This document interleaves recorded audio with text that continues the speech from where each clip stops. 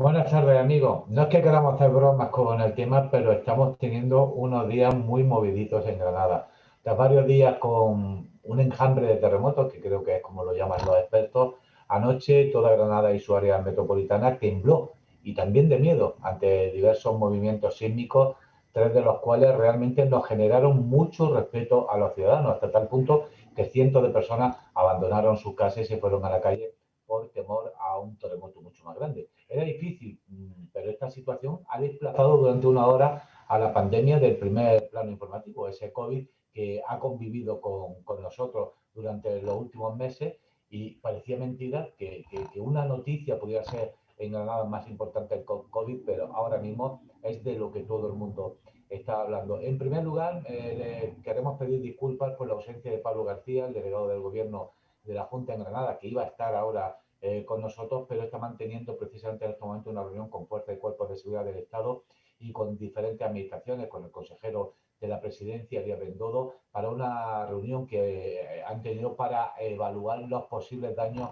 causados por los terremotos de anoche y posiblemente les podemos confirmar en una hora cuándo va a estar de nuevo con nosotros Pablo García para esa entrevista que nos tiene prometida. No obstante, aseguro también que estamos perfectamente acompañados por profesionales que van a ayudarnos a entender lo que está pasando y también nos van a ayudar, creo, a sentirnos un poco más seguros. Porque están con nosotros Ignacio Arto, que es secretario del Colegio Oficial de Aparejadores y Arquitectos Técnicos de Granada, es experto en rehabilitación, también es coordinador del Grupo de Técnicos de Edificios e Infraestructura del Plan de Actuación Municipal ante Riesgos Sísmicos en Granada. Y tenemos también el placer de contar con nosotros con Gerardo Alguacil, que es profesor titular del Departamento de Física Teórica y del Cosmos e investigador y experto del Instituto Andaluz de Geofísica y Prevención de Desastres Sísmicos de la Universidad de Granada. También nos acompaña nuestro compañero Miguel López, periodista y coordinador de redacción en Ana Digital. Buenas tardes a todos, bienvenidas, gracias por estar en este directo en red con Ana Digital.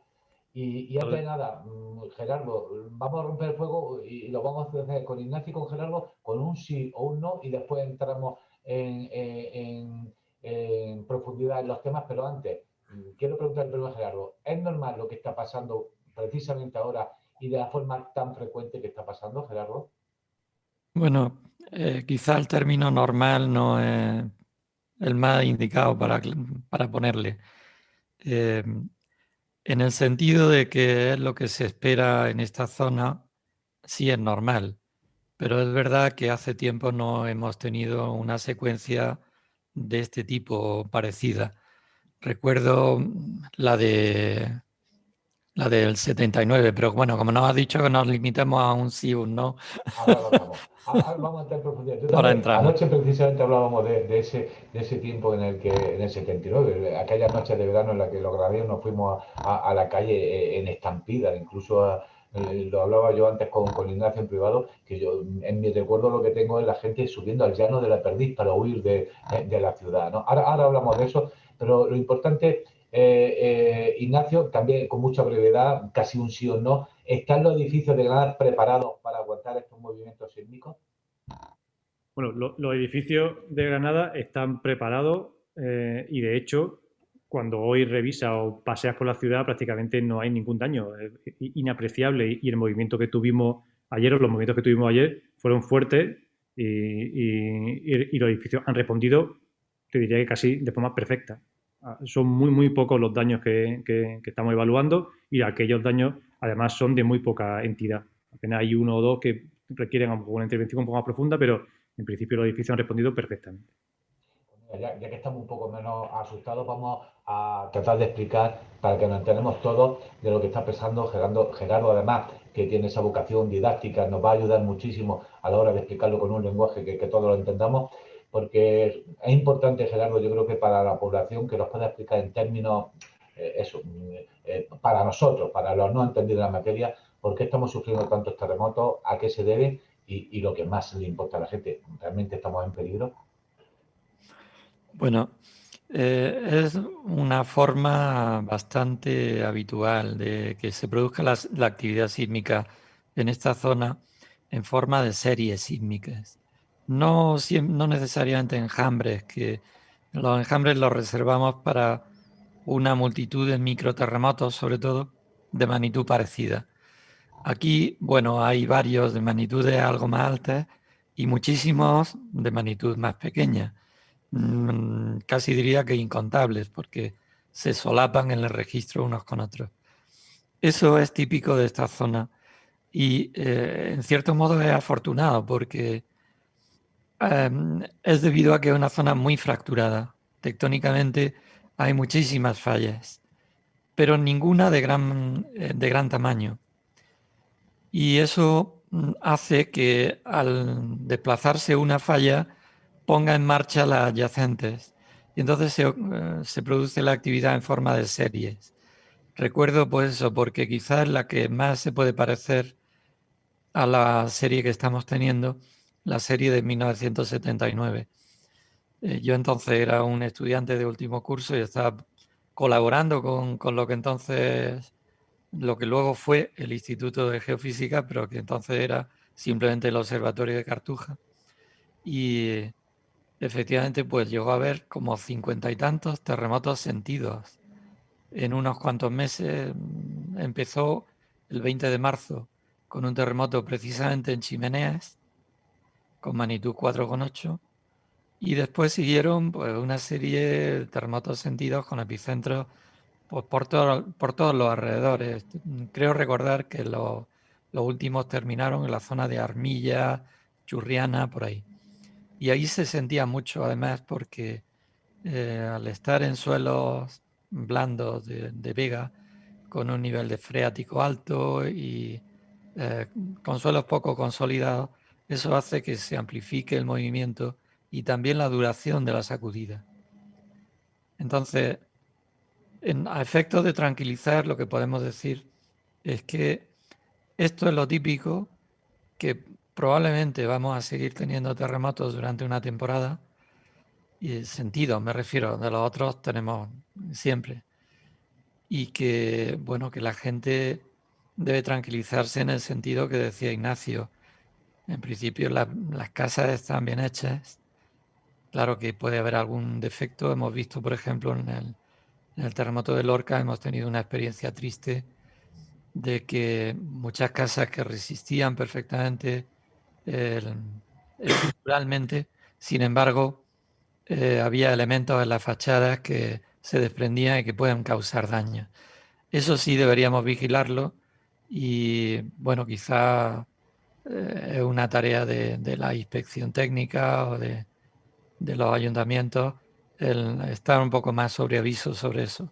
En Atarfe hemos visto algún caso de este tipo en el terremoto del sábado.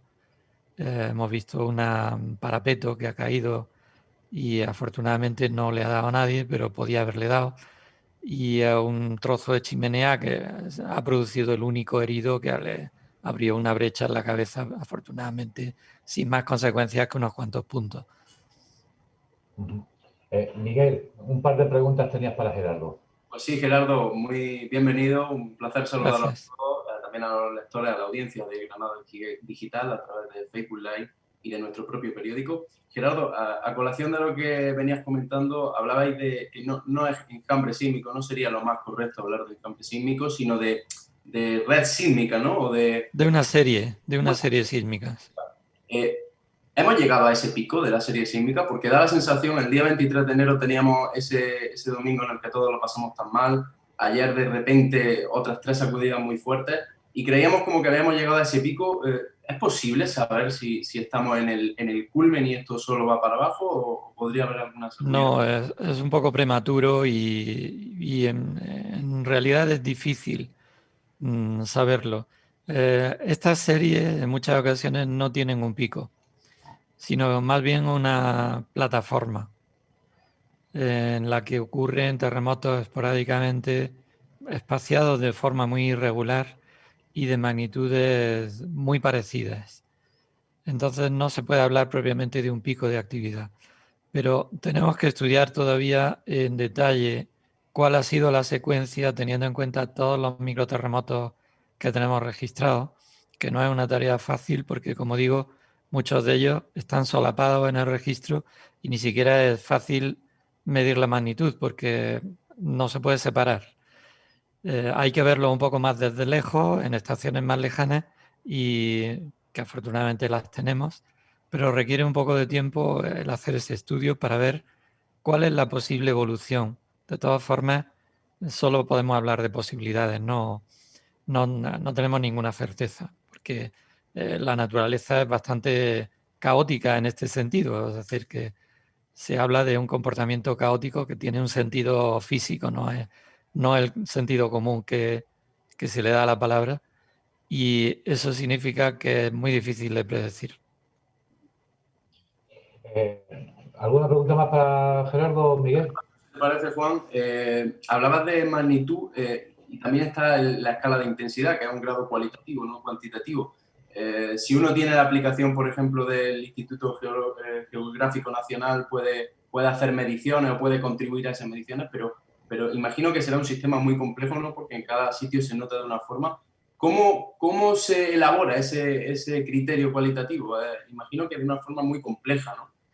El de la escala de intensidad, la intensidad lo que mide es cómo de severa ha sido la sacudida en cada punto, mientras que la magnitud nos da el tamaño del terremoto en la fuente, digamos, o sea, la energía que ha radiado. Pero, lógicamente, a medida que nos vamos alejando del foco, la intensidad es menor. La intensidad de la sacudida, es decir, cómo de fuerte se ha sentido. Eso se evalúa, modernamente se evalúa también de forma instrumental, midiendo la aceleración del suelo si uno dispone de instrumentos en cada punto. Pero claro, la densidad de acelerógrafos no es tan alta como la de gente, y por lo tanto tenemos que acudir a la información que nos proporciona la gente, que es cualitativa.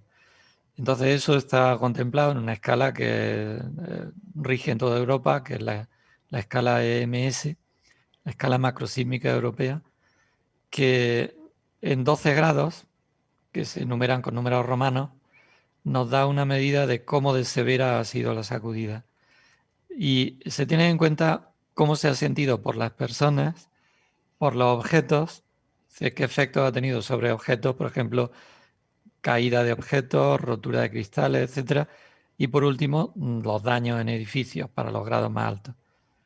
Hasta 6 grados, o sea, hasta el grado 6 prácticamente no hay daños, y a partir de ahí ya no importa mucho cómo lo sienta la gente, porque lo que hay que acudir es a los daños, a evaluar los daños concretamente.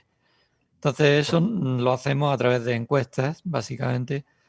Ahora nos facilita mucho en la página web nuestra. Tenemos una encuesta que la gente rellena y recibimos cientos de ellas, y se evalúan con un programa más o menos automático, con una supervisión de un experto. Importante lo que comentaba Gerardo, porque efectivamente a partir del 6 es donde se pueden calibrar esos daños, y creo que el máximo que hemos tenido ahora mismo, si no me equivoco, es 4,3. O sea que estamos todavía bastante lejos, ¿no?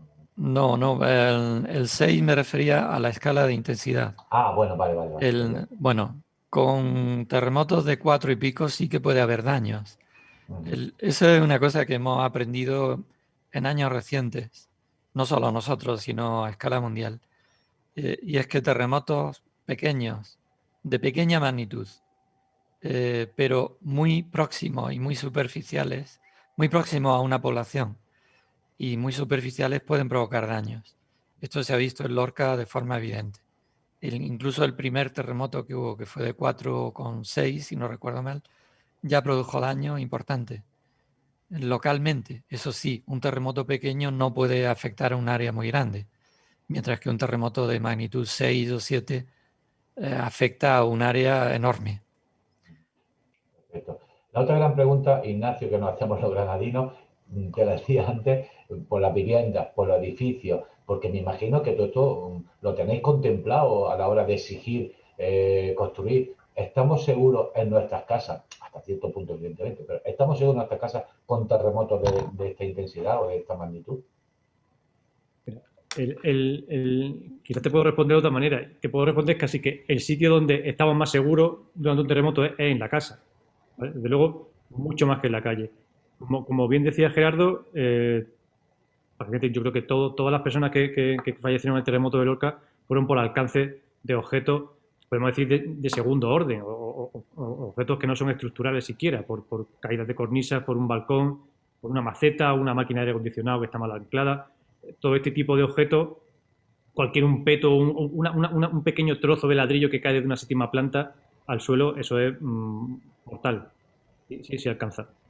Por eso sí es muy importante, de cara a la población, insistir en que en el caso de un terremoto la gente debe permanecer en su casa. Los edificios es cierto que vibran. El edificio es un objeto físico y por tanto, cuanto mayor es nuestra planta en la que vivimos, más vamos a notar el terremoto, porque mayor amplitud o mayor movimiento va a tener. Eso no quiere decir que se vaya a caer, ni mucho menos. El edificio está calculado para aguantar los esfuerzos que se generan, unos esfuerzos distintos de los esfuerzos normales en la estructura. Los esfuerzos que se generan están previstos en el cálculo y así se construyen los edificios. Desde hace muchos años. La normativa actual, que es del año 2002, es bastante exigente en Granada. De hecho, cuando alguien construye un edificio en Granada y viene de Madrid o viene de otras zonas de España, se sorprende de cómo se construye aquí, de la potencia que se utiliza en la estructura. Están preparados, los edificios están preparados. Uy, de pronto se nos ha congelado, sí, se nos ha congelado la imagen de Ignacio. Ahora intentaremos a ver si podemos recuperar. A ver, Ignacio, que te hemos perdido durante un microcorte y te has congelado en imagen, ¿no? Lo último que te hemos escuchado es decir que los edificios están preparados. Están preparados. Decía que en caso de quedarnos dentro de la vivienda, lo que nos puede ocurrir como mucho, pues puede ser que se caiga un trozo de falso techo, o que nos caiga un jarrón, un libro, algo que tenemos, alguna cosa en alguna estantería, o una estantería completa al suelo.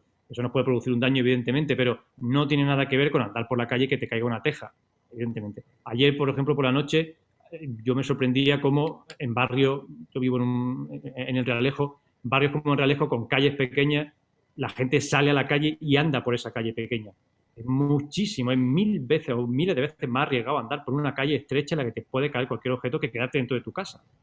Si en una casa se produjera, en el caso de un terremoto potente, fisura, tampoco pasa nada. De alguna manera los edificios, cuando se fisuran, están liberando energía.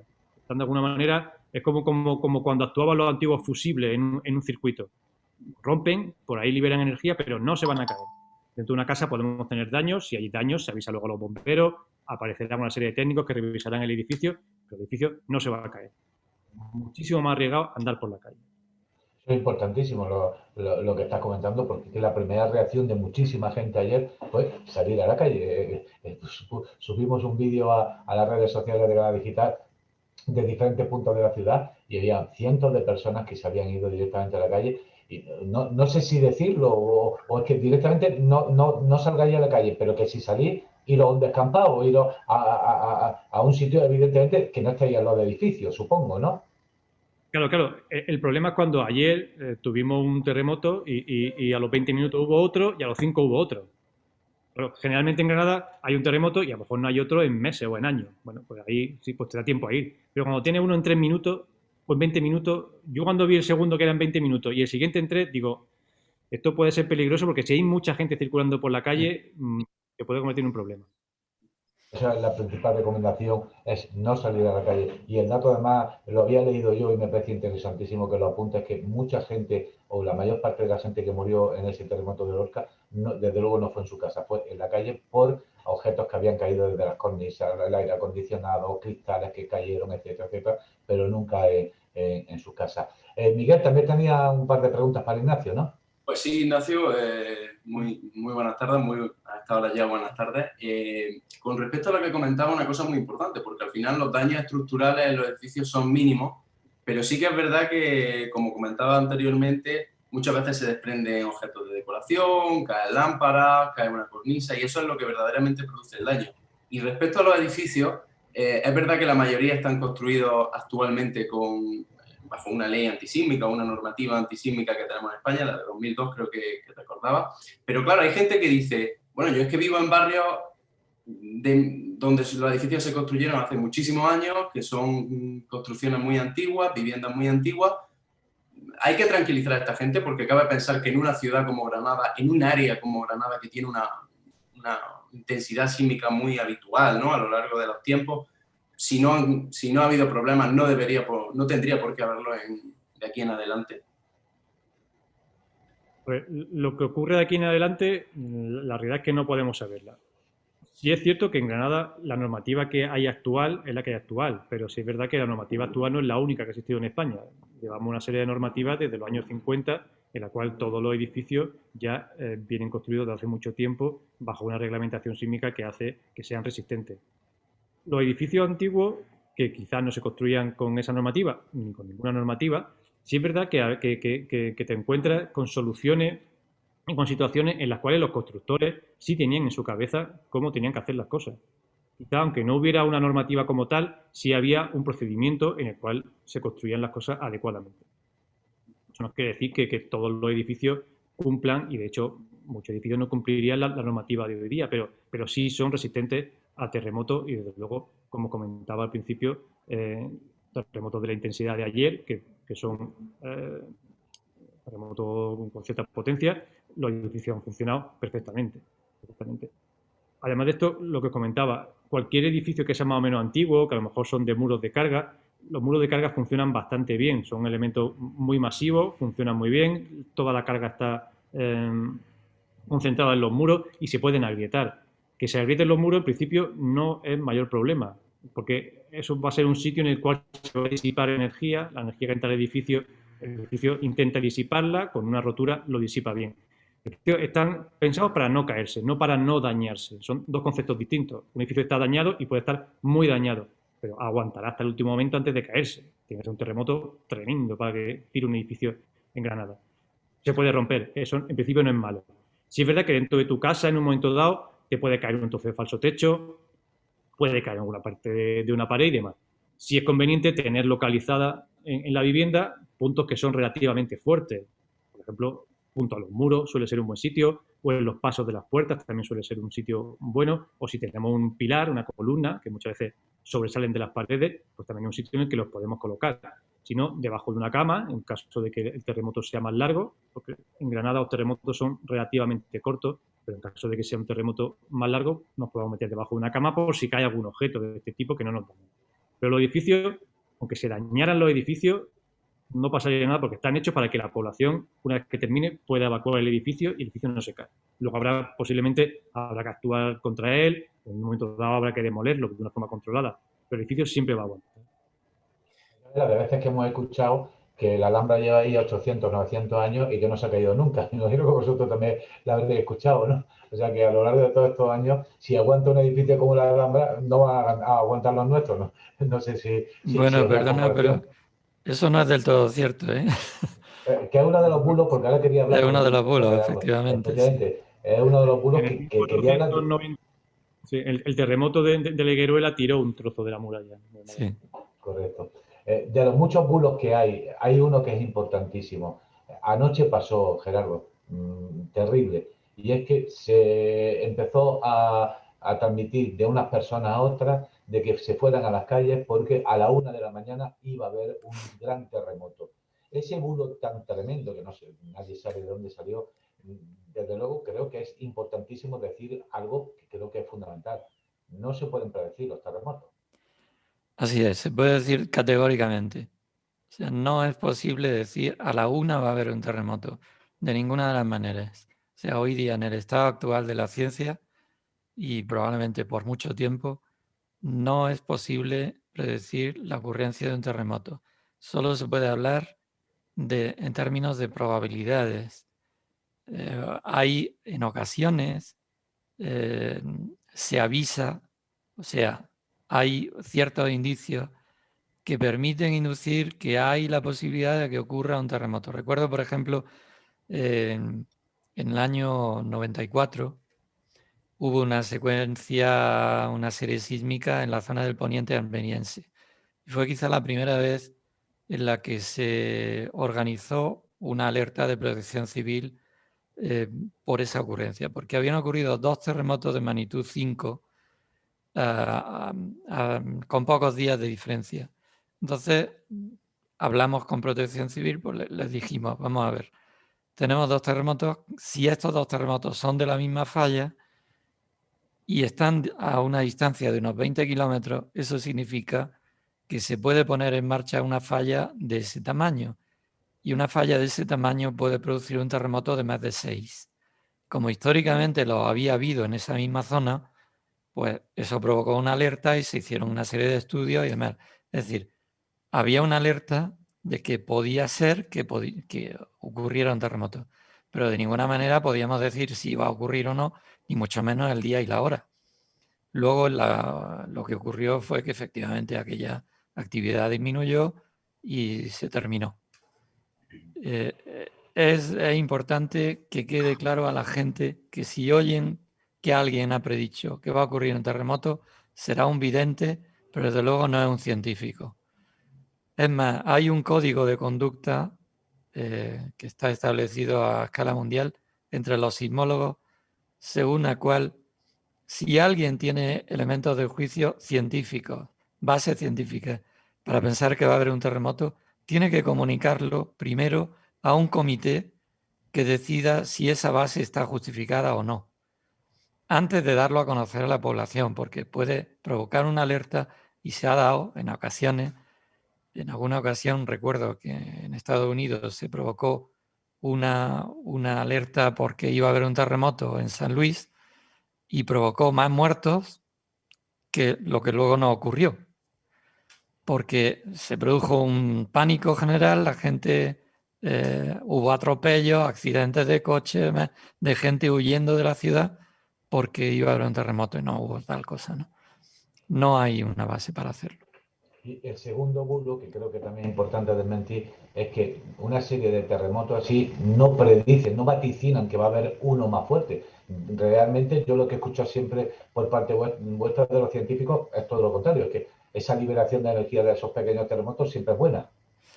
Bueno, esa segunda parte quizá hay que matizarla bastante. Muchos terremotos de 4 no quitan uno de 6.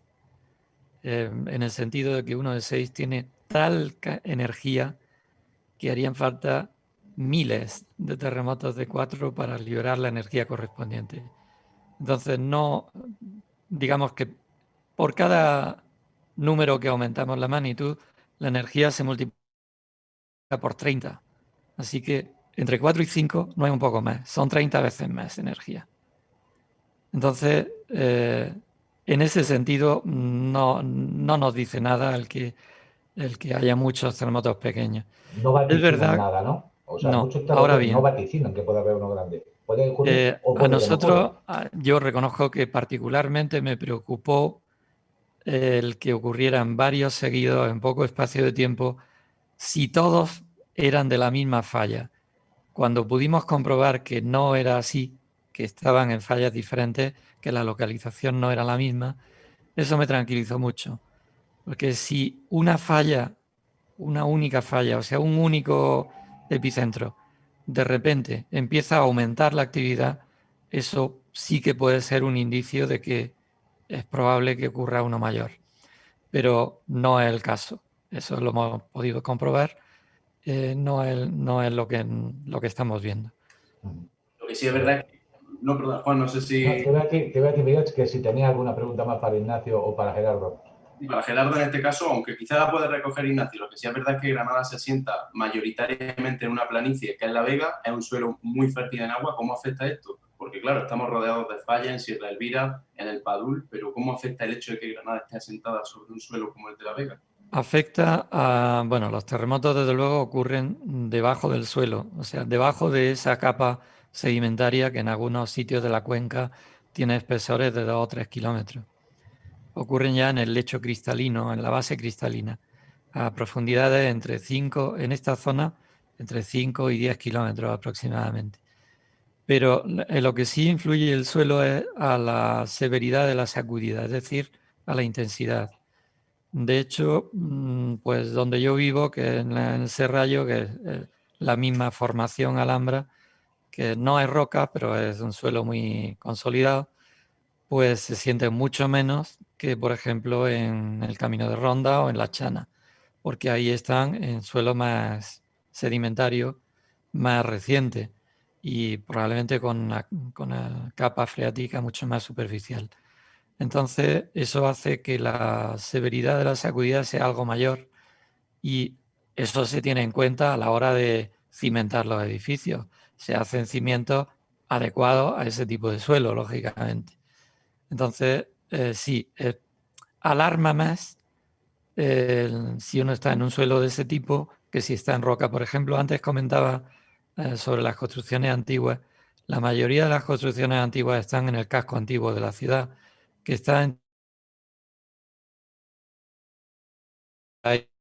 la sacudida es menos severa y por lo tanto se sienten menos.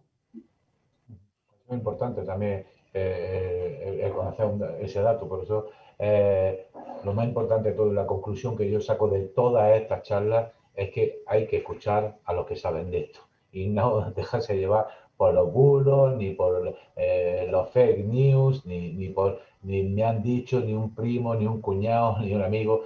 Los científicos, que para eso habéis estudiado y que para eso estáis preparados, sois los que nos tenéis que guiar cuando llega un momento así, creo que es importantísimo. Si no ha acabado el tiempo, sí me gustaría, antes de despediros, Ignacio, Gerardo, habida cuenta del, no voy a decir pánico, pero sí de la enorme preocupación que hubo anoche en Granada y de lo que pueda suceder, que evidentemente, como habéis comentado, esto no significa ni que ya haya acabado, ni que pueda seguir o que no pueda seguir, porque es impredecible.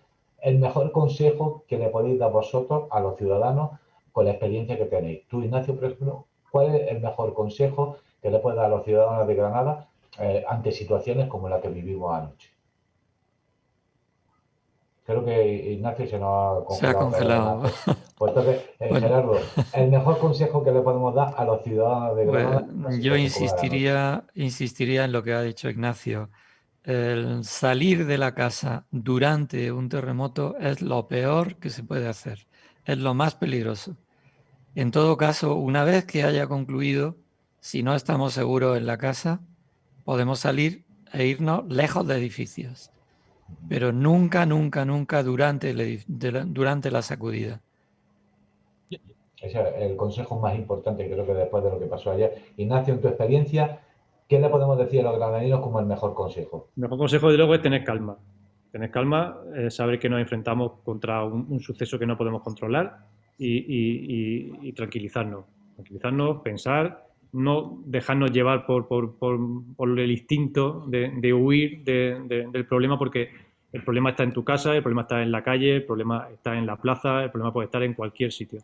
Dentro de la vivienda o dentro del edificio en el que nos encontremos, si vamos por la calle y notamos el terremoto, sí, pues intentar evitar las fachadas, quedarnos en la zona central de la calle o buscar una plaza, o si estamos en una calle muy estrecha, pegarnos mucho a la fachada o intentar meternos en un portal, alejarnos de la zona de caída, porque al fin y al cabo eso va a ser lo que dañe a la población.